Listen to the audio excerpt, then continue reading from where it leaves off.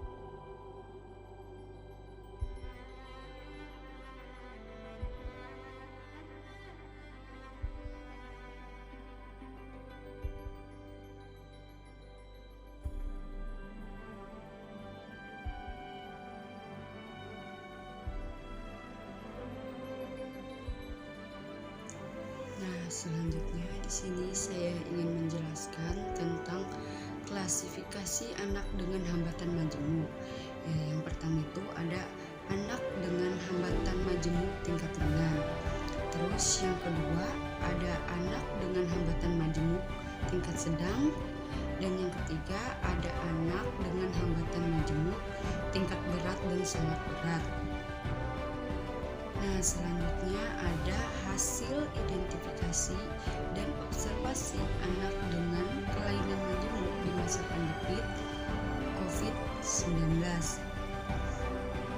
Selanjutnya pada slide berikutnya yaitu hasil identifikasi. Yang pertama ada identitas anak, yaitu anak bernama Muhammad Nafasya Hibirizi yang lahir pada 16 Juni 2011 di Banjarmasin. Berjenis kelamin laki-laki, agama Islam, kemudian status anak kandung,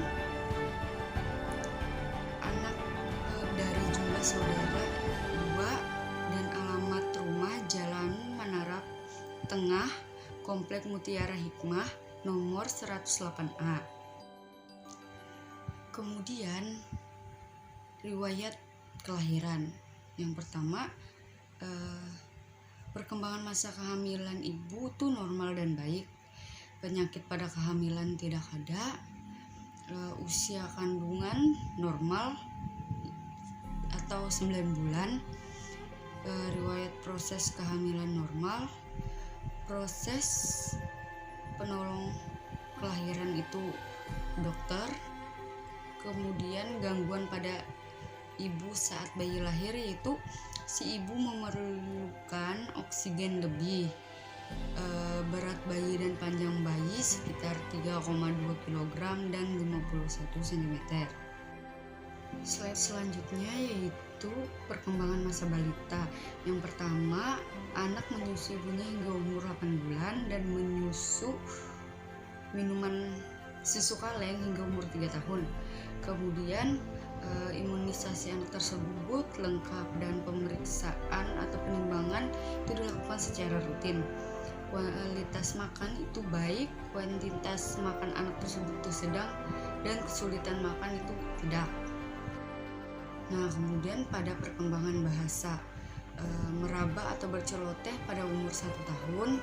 Yang kedua, mengucapkan satu suku kata yang bermakna kalimat, misal Pak berarti Bapak pada umur 1 tahun.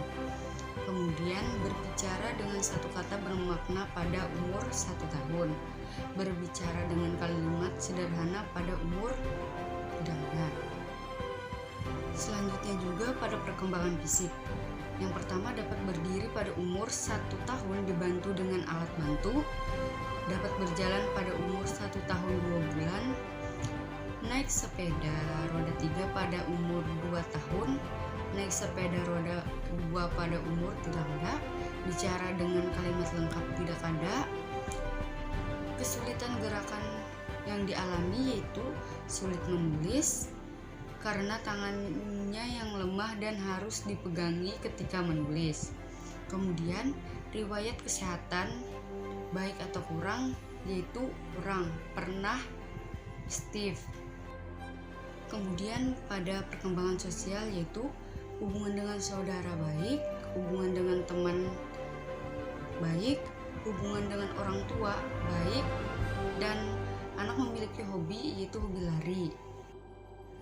Pada perkembangan pendidikan yaitu masuk TK pada umur 6 tahun, lama pendidikan di TK pada 2 tahun, terus anak tersebut kesulitan selama di TK karena anak belum bisa bicara, jadi komunikasi aja. Kemudian masuk SD umur 8 tahun, kesulitan selama di sekolah, masih belum bisa bicara atau komunikasi. 6. Pernah tidak naik kelas, tidak pernah. Kemudian pelayanan khusus yang pernah diterima anak. Karena anak berkebutuhan khusus, berarti pelayanan yang diterima anak dengan berkebutuhan-kebutuhan. Yang 8 itu prestasi belajar yang dicapai tidak ada. Anak mata pelajaran yang dirasa paling sulit yaitu semua mata pelajaran di nanti atau dibimbing. Kemudian mata pelajaran yang disukai paling disenangi yaitu jalan atau lari. Nah, adapun analisis hasil identifikasi yaitu pada kemampuan akademik atau kognitif anak lemah, tidak mengetahui angka dan juga huruf, terlebih tanda baca. Sekilas anak terlihat normal dan berjalan dengan cepat dan senang lari-lari. Anak mengalami stiff sewaktu kecil dan kakinya bengkok ketika lahir dan hingga sekarang usia anak sudah 10 tahun. Tulang kakinya kecil. Selain itu, motorik halus anak kurang optimal. Anak kesulitan menulis, menggenggam dan meremas, dan tangannya juga terlihat tremor. Berdasarkan keterangan di atas, dapat disimpulkan bahwa anak mengalami hambatan majemuk dengan kombinasi hambatan tunagrahita dan tunadaksa. Nah, selanjutnya yaitu ada gambaran layanan intervensi anak dengan kelainan majemuk pada masa pandemi COVID-19. Yang pertama itu ada layanan intervensi guru, profil sekolah atau nama sekolah itu SLB Negeri 2 Banjarmasin, NPSN 30304193. Jenjang pendidikan sekolah luar biasa atau SLB. Status sekolah negeri, alamat sekolah Jalan Dharma Praja nomor 56 RT atau RW 17 atau 0. Kode pos 70249, Kelurahan Pengurus Luar, Kecamatan Banjarmasin Timur, Kabupaten atau kota yaitu Kota Banjarmasin, Provinsi Kalimantan Selatan. Nah, untuk slide berikutnya yaitu kurikulum sekolah. Terus ada layanan pembelajaran yang diberikan oleh guru yaitu perencanaan pembelajaran, pelaksanaan pembelajaran, dan evaluasi pembelajaran. Layanan pengembangan diri bagi siswa dengan kelainan majemuk yaitu program kekhususan dan keterampilan atau vokasional. Baik, presentasi yang selanjutnya yaitu ada testimoni selama pelaksanaan observasi di lapangan. Nah, jadi kami bertiga menyampaikan pendapat kami selama pelaksanaan observasi di lapangan. Yaitu ada pendapat dari Nadia Milenia, Nurul Asiyah, dan saya sendiri Sumiati. Nah, untuk ketiga testimoni tersebut bisa dilihat di atas. Yang selanjutnya yaitu ada gambaran layanan intervensi anak dengan kelainan majemuk pada masa pandemi COVID-19. Nah, dalam hal kebutuhan sarana dan prasarana guru dalam pelaksanaan pembelajaran pada masa pandemi COVID-19. Berdasarkan hasil wawancara yang sudah kami lakukan dalam hal pengelolaan sarana dan prasarana sekolah itu tidak ada masalah karena pembelajaran dialihkan menjadi di rumah, pelajaran dilakukan secara daring, dan guru kelas dan guru-guru lainnya pun masih tetap hadir ke sekolahan, hanya saja tidak ada murid yang hadir.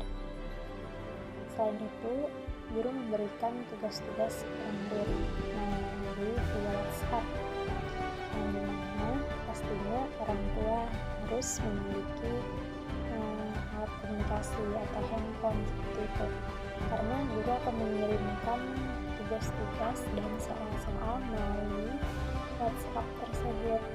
Nah, yang dimana pastinya pendampingan orang tua dalam pembelajaran sangat diperlukan dan dibutuhkan untuk anak berkebutuhan khusus, terutama dengan hambatan majemuk.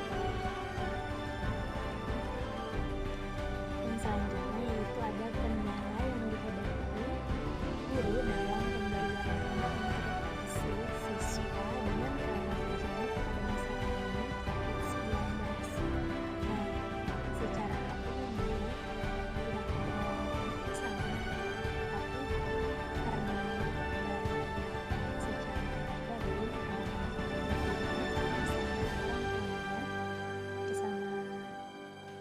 keluarganya yang mendampingi, jadi guru tidak dapat mengajar secara langsung, yang dimana mungkin setelah pembelajaran pasti dilakukan evaluasi atau sambil tanya jawab. Karena pembelajaran hanya dilakukan via WhatsApp, masih dilakukan evaluasi, tetapi tidak sesering ketika di kelas, tidak seleluasa ketika di kelas seperti itu, yang mana guru dapat melihat peserta didiknya secara langsung. Selain itu, guru juga memberikan motivasi atau semangat kepada orang tua, karena orang tua inilah yang nantinya akan memotivasi atau mensupport anaknya. Jadi guru memberikan support kepada orang tua murid, sehingga orang tua murid ini juga akan lebih mensupport anaknya dalam pembelajaran. Selanjutnya ada layanan intervensi orang tua. Yang pertama, ada bentuk pendampingan orang tua saat pembelajaran pada masa pandemi COVID-19. Yang kedua, kendala yang dihadapi orang tua dapat memberikan pendampingan pembelajaran pada masa pandemi. Yang ketiga, pembelajaran yang disediakan orang tua pada masa pandemi COVID-19, dukungan sarana dan prasarana. Yang keempat, layanan terapi yang diikuti siswa dengan kelainan majemuk pada masa pandemi COVID-19. Dan kemudian kesimpulan, pada kemampuan akademik atau kognitif anak lemah, tidak mengetahui angka dan juga huruf, terlebih tanda baca. Anak mengalami stip sewaktu kecil dan kakinya bengkok. Selain itu, motorik halus anak kurang optimal. Dapat disimpulkan bahwa anak mengalami hambatan majemuk dengan kombinasi hambatan tunagrahita dan tunadaksa. Layanan intervensi anak dengan hambatan majemuk pada masa pandemi COVID-19 berjalan dengan baik karena kurang optimal, serta guru tidak bisa berinteraksi pada anak secara langsung, dan orang tua harus lebih intens dalam mengawasi anak belajar, memfasilitasi anak agar selalu semangat untuk belajar.